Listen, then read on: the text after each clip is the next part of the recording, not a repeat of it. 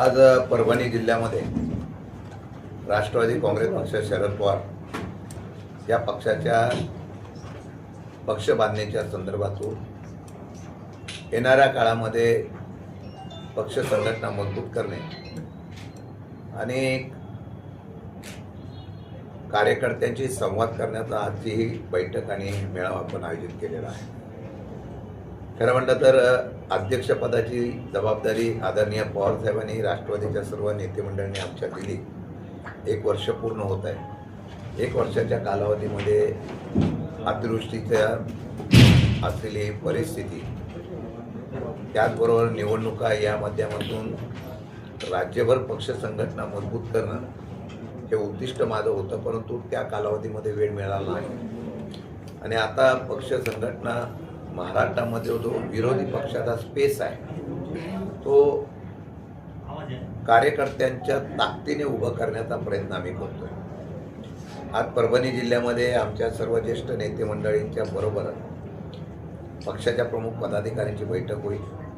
नवीन कार्यकर्त्यांना सुद्धा संधी द्यावी आणि नवीन संघटना मजबूत करून महाराष्ट्राच्या सर्वसामान्य जनतेचे किंबहुना परभणीच्या जिल्ह्यातल्या सुद्धा मूलभूत प्रश्नाच्या संदर्भामध्ये रस्त्यावर उतरणारी, आक्रमकतेने उभी राहणारी संघटना ही भविष्यकाळामध्ये उभं करण्याचा आमचा उद्दिष्ट आहे। आणि त्या पद्धतीने आज आम्ही या ठिकाणी बैठक आयोजित केलेली आहे। येत्या कालावधीमध्ये ही बैठक झाल्यानंतर तुम्हाला कळून येईल की परभणीमध्ये जो पवार साहेबांना प्रचंड मानणारा जिल्हा आहे, एक काळ असा होता की परभणीमध्ये पवारसाहेब म्हणतील त्या प्रकारचा निर्णय आणि तिथले उमेदवार विजय होत होते। तशाच पद्धतीचं परत एकदा आम्ही परभणी जिल्ह्यामध्ये राष्ट्रवादी शरदचंद्र पवार पक्षाचं मजबूतीचा अशा प्रकारचा जाळं निर्माण करण्यासाठी ही बैठक आयोजित केलेली आहे। आपण सर्व पत्रकार आल्याबद्दल आपलं मनापासून आभार मानतो। आपल्याला काय विचारायचं तर विचारा। दोन्ही राष्ट्रवादी एकत्र येणार आहेत किंवा हा जो संभ्रम आहे मागच्या 1-2 वर्षापासून, ज्यामुळे की पक्ष वाढत नाही किंवा नागरिकांमध्ये संभ्रम आहे, संभ्रम कसा दूर करणार? काय झालं, गेल्या काही दिवसापासून या महाराष्ट्रात आणि देशात जर बघितलं असेल तर फोडाफोडीचं राजकारण फार मोठ्या प्रमाणात आहे। मला कधी कधी असं वाटतं की काही लोकांचे पक्ष स्वतःच्या ताकदीवर उभं करण्यापेक्षा दुसऱ्या पक्षांच्या लोकांना घेऊन, नेत्यांना घेऊन पक्षवाढीचा नवीन अजेंडा हा केंद्रात आणि राज्यात सध्या चालू आहे। अनेक पक्ष फोडले, त्यामुळे आमचा सुद्धा पक्ष फोडला। आता हे सर्व झाल्यानंतर सुद्धा कायम वेगवेगळ्या प्रकारचं ऑपरेशन केलं जाईल अशा प्रकारची चर्चा होते। तुम्ही म्हटला ती वस्तुस्थिती आहे। त्यामुळे अशी बातमी आली की कार्यकर्त्यांमध्ये आणि बाकीच्या सर्व नेत्यांमध्ये संभ्रमावस्था निर्माण होते, किंबहुना पवार साहेबांवर प्रेम करणाऱ्या राष्ट्रवादी शरद पवार पक्षावर प्रेम करणाऱ्या मतदारावर सुद्धा त्याचा परिणाम होतो याची मला कल्पना आहे। म्हणून ज्या वेळेला अशा प्रकारची चर्चा होते त्या त्यावेळेला आम्ही पत्रकारांमध्ये स्पष्टीकरण केलेलं आहे। मी अध्यक्ष म्हणून जबाबदारीने स्पष्टीकरण केलेलं आहे की अशी कोणती प्रकारची चर्चा नाही। पण मला दिसून येत आहे की पवार साहेबांच्या नेतृत्वाच्या माध्यमातून हा पक्ष वाटचाल करत असताना या पक्षाला आता तशा पद्धतीत चर्चा करून अशा प्रकारची अस्वस्थता निर्माण करण्याचा प्रयत्न होतो का याचा सुद्धा विचार करावा लागेल। आज तुम्ही प्रश्न विचारल्यानंतर मी एवढंच सांगतो, कुठल्याही प्रकारची चर्चा ही सूत्राच्या, त्याचा काल उल्लेख सुप्रियाताईंनी केला, आमच्यापर्यंत अशी कुठल्या प्रकारची चर्चा आलेली नाही। पण सूत्राच्या माहितीप्रमाणे येतात हा सूत्र कोणता आहे, त्या सूत्राचा कर्ता करविता कोण आहे याचा आता शोध आम्हाला घ्यावा लागेल, जो सातत्याने 2 महिन्यातून 1 महिन्यातून सातत्याने ह्या बातम्या देण्याचा प्रयत्न होतोय। अजितदादा असताना पक्ष एकीकरण करण्याच्या बाबतीमधला निर्णय झाला होता। उद्या भविष्य काळामध्ये काय त्यांच्या पक्षाच्या घडामोडी, त्याचबरोबर बाकीच्या काही चर्चा या त्यांच्या पक्षाच्या घडामोडीशी आमचा संबंध जोडला जातोय। मला वाटतं की त्यामध्ये त्यांच्या पक्षाचा काय निर्णय होईल, त्याच्यानंतरच्या काय भूमिका असतील यावर कुठली चर्चा झालेली नाही। त्यामुळे आता विलिनीकरण, NDA बरोबर जाणं अशा प्रकारचा कुठलाही प्रस्ताव आमच्याकडे नसल्यामुळे आता मला वाटतं की ह्या विषयावर परत चर्चा करणं गरजेचं नाही असं मला वाटतं। मराठवाड्यामध्ये पाऊस नाही, खरीपांची पेरणी झालेली आहे पण पिकांचं सरकार याकडे बघायला तयार नाही। कर्जमाफी झाली म्हणते पण आणखीन काहीच नाही। कसं म्हणजे राष्ट्रवादी पवार पक्ष काय याच्या भूमिका आहे? आपल्याला कल्पना असेल, मागच्या वेळेला शेतकरी कर्जमाफीच्या बाबतीमध्ये महाराष्ट्रामध्ये या पक्षाने आंदोलन केलं, मोठ्या प्रमाणात आंदोलन झालं आणि त्याचा परिणाम म्हणून त्या पक्षाच्या सर्व नेत्यांनी केलेल्या आंदोलनाचा फळ म्हणून या असलेल्या आंदोलनाला कर्जमाफीला मंजुरी दिली. भले आम्ही त्यावेळेला सांगितलं स्त्री आम्हाला घ्यायचं नाही, पण कर्जमाफी द्यावी. जे निकष आणि नियम होते ते निकष आणि नियम बदलण्याच्या बाबतीमध्ये सरकारला अधिवेशनाच्या शेवटी घ्यावा लागलेला निर्णय. मी आज 2 मुद्दे तुम्हाला सांगू इच्छितो. शेतकरी प्रचंड नाराज आहे, याचा सहकार अहवाल आला असेल.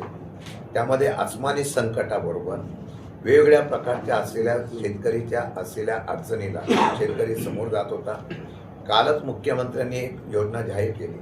त्या योजनेमध्ये त्यांनी थकीत कृषी बिल जे आहे ती सुद्धा माफ करण्याचा 48,000 कोटीचा निर्णय काल जाहीर केला. याचा अर्थ असा आहे की जर आपण हे केलं नसतं, कारण सरकारच्या बद्दलची भावना अशी होती हे सरकार उद्योगपती आणि आपल्या खाजगी मित्रांना सांभाळण्यासाठी कायदे बनवतोय. सर्वसामान्य शेतकरी, बेरोजगार तरुण वगैरे हे सगळे प्रश्न बाजूला पडलेले आहेत आणि अशा पद्धतीत नाराजीची तीव्रता वाढत असताना आज दुष्काळाची परिस्थिती निर्माण होते. किंबहुना परभणीमध्ये सुद्धा पाऊस नाही, दुबार पेरणीची वेळ आलेली आहे. मग अशा वेळेला निर्णय घ्यावा म्हणून असे निर्णय घेण्याचा प्रयत्न झालेला दिसतोय. पण त्यात एक मुद्दा सांगतो, शेतकऱ्यांची कर्जमाफीच्या बाबतीमध्ये जाहीर केल्यानंतर जुलै अखेरपर्यंत पैसे जमा होतील असं सांगितलं जात आहे. एका वेळेला सरकारला पैसे आहेत का नाही ही शंका आहे. अशाच वेळेला 48,000 कोटीचं वीज बिल माफीचं घेतलेला सरकारचा निर्णय हा सुद्धा विचार करण्याचा काय.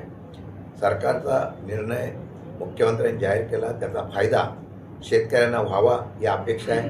परंतु तो महावितरण कंपनी अडचणीत येते. 38,000 कोटीच्या बाबतीमध्ये महावितरण कंपनीला आज थकबाकी आहे. त्यामुळे सरकारी तिजोरीतून शेतकऱ्यांची कर्जमाफी करायची आणि ती वितरण कंपनी करून मग बाकीच्या योजना राबवण्यासाठी अशा प्रकारचा निर्णय होतो का याचा सुद्धा अभ्यास करावा लागेल. कारण आता सौर ऊर्जेला फार मोठी गती देण्याचा प्रयत्न केला जातोय. खाजगी कंपन्यांना सौर ऊर्जेसाठी सरकारी जमीन दिल्या जातात. अशा प्रकारचे वेगवेगळे प्रकारचे निर्णय आहेत. एखादा केंद्राचा आणि राज्याचा निर्णय जो दिला जातो त्याच्यामधला हेतू त्यांचा काय हा नंतर कळतो. आत्ता त्यांनी ज्या योजना जाहीर केलेल्या आहेत त्याचा अभ्यास करून आम्हाला त्याच्या बाबतीत निर्णय घ्यावा लागेल. पण तरीसुद्धा या मराठवाडा आणि परभणी वगैरे या परिसरामध्ये शेतकऱ्यावर जे आसमानी संकट आलेलं आहे, काल कृषी मंत्र्यांनी सुद्धा जाहीर केलेलं आहे की दुबार पेरणी झाली तर आम्ही त्याला बियाणं फुकट देऊ. एका बाजूला बियाणे फुकट देऊ, औषधं फुकट देऊ सांगतात, दुसऱ्या बाजूला तेच विक्रेते मुकोका कायदा लावतायत म्हणून त्याच्यावर आंदोलन करतायत. आता या दुहेरी संकटामध्ये आजही शेतकऱ्यांना बियाणाची तुटवडा आहे. आजही शेतकऱ्यांना कृषीच्या असलेल्या साहित्याची तुटवडा आहे. शेताच्या असलेल्या खताचा तुटवडा आहे. त्याच्या बाबतीमध्ये मार्ग काय काढणार याच्यामध्ये अजून सरकारने खुलासा केलेला नाही. प्रत्यक्ष शेतकऱ्यांच्या पदरामध्ये ज्यावेळा या लाभ मिळेल त्यावेळा त्याचा विचार निश्चितपणाने करण्याच्या बाबतीत मला शेतकरी विचार करेल. नाहीतर फक्त आश्वासन देऊन हा बळीराजा बाहेर निघेल अशी शक्यता नसल्यामुळे राष्ट्रवादी शरदचंद्र पवार पक्षाच्या वतीने येत्या काही दिवसात आजच आम्ही ही बैठक झाल्यानंतर स्मार्ट मीटरच्या बाबतीमध्ये लोकांमध्ये प्रचंड नाराजगी आहे.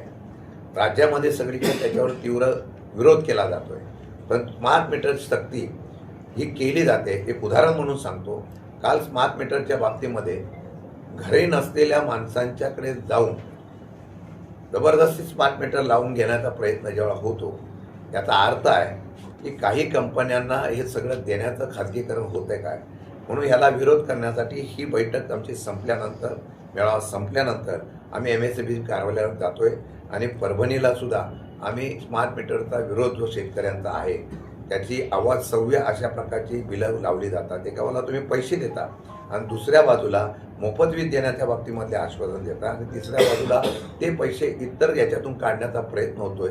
अशी नाराजी असल्यामुळे त्याचा आवाज सुद्धा आम्ही उठवणार आहोत. सकाळी राजू शेट्टी यांनी व्हिडिओ जाहीर केला की जी वीज बिल माफी आहे 48,000 कोटी असं त्यांचं म्हणणं आहे. 100% एकतर 4 तास लाईट शेतीला मिळते आणि एवढं बिल शेतकऱ्यांचं होऊ शकत नाही. कुठंतरी ही उद्योगपतींची तूट जी आहे ती भरून काढण्यासाठी हा प्रकार केला जात आहे. असं त्यांचं म्हणणं आहे. मी त्याच विषयावर बोललो. आपल्याला मी मगाशीच सांगितलं, एवढी थकबाकी नाही. 32,000च्या दरम्यान महावितरण कंपनीची थकबाकी आहे. ती कंपनी अडचणीत आलेली आहे. मग महावितरण कंपनीला हे पैसे वळते करावे, जसं एस टी महामंडळाला जशा पद्धतीने सरकार मदत करतं तशा पद्धतीने हे पैसे वळते करायचे असतील तर त्याला शेतकऱ्यांची कर्जमाफी, त्याच्याच पद्धतीने शेतकऱ्यांची वीज माफी अशा प्रकारचं नाव देण्याचा प्रयत्न झालेला आहे. एवढी थकबाकी शेतकऱ्यांची नाही. कोणताही शेतकरी एवढी थकबाकी ठेवत नाही. त्यामुळे मला वाटतं की या असलेल्या सर्व गोष्टीमध्ये काही लोकांचा फायदा आहे का तोटा आहे याचा अभ्यास करून आम्ही निश्चितपणाने त्याच्यावर आवाज उठवू. आज काही नियुक्त्या होणार आहेत का पक्षाच्या जे त्या सगळ्या जुन्या नवीन कार्यकर्त्यांची ओळख करून घेतोय. मी अध्यक्ष म्हणून स्पष्ट शब्दात सांगतो, येणाऱ्या काळामध्ये कोणत्याही परिस्थितीमध्ये संघटना ही कार्यकर्त्यांची, प्रामाणिक कार्यकर्त्यांची संघटनामध्ये उभी राहील आणि त्यावेळेला जो कार्य करण्यासाठी इच्छुक आहे आणि तो कार्य करण्यासाठी त्याचा पूर्वीचा असलेला पूर्वीच्या असलेल्या कामाची नोंद घेऊन तो चळवळीतला कार्यकर्ता व्हावा अशा प्रकारचं विश्लेषण करून काही बदल करून चांगल्या प्रकारचा आम्ही कार्यकर्ते नियुक्ती केले जाईल.